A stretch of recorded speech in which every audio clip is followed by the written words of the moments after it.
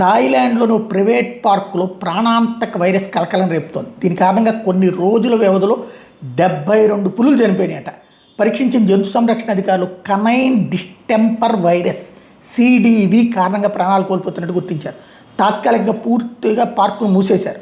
థాయిలాండ్లోని పుకెట్లో tiger Kingdom పార్కుకి భారీ సంఖ్యలో సందర్శకులు వస్తుంటారు. ఇక్కడ పులులతో అతి దగ్గరగా ఫోటోలు దిగే అవకాశాన్ని నిర్వాహకులు కల్పిస్తున్నారు. మనోళ్ళు చాలామంది పులులతో ఫోటోలు దిగుతూ ఉంటుంటారు. అదే అనమాట, అవి ఏమి చెయ్యవు.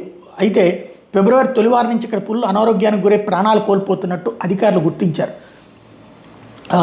వాటి కళేబరాల నమూనాలను సేకరించి పరీక్షిస్తే సునక, పిల్లి జాతుల్లో కనిపించే సిడివి వైరస్ ఉన్నట్టు నిర్ధారించారు. దీంతోపాటు బ్యాక్టీరియా ఇన్ఫెక్షన్ తోడు కావడంతో భారీ సంఖ్యలో పులులు ప్రాణాలు కోల్పోతారనే అభిప్రాయానికి వచ్చారు. దీంతో ప్రస్తుతానికి తాత్కాలికంగా ఆ పార్కులకు ప్రవేశాన్ని నిషేధించారు. పులులకి సంరక్షణలో పెట్టారు. 70 పులులు చనిపోవడం అన్నటువంటిది థాయిలాండ్ చరిత్రలోనే మొట్టమొదటిసారి. తీవ్ర ఆవేదన చెందుతున్నారు.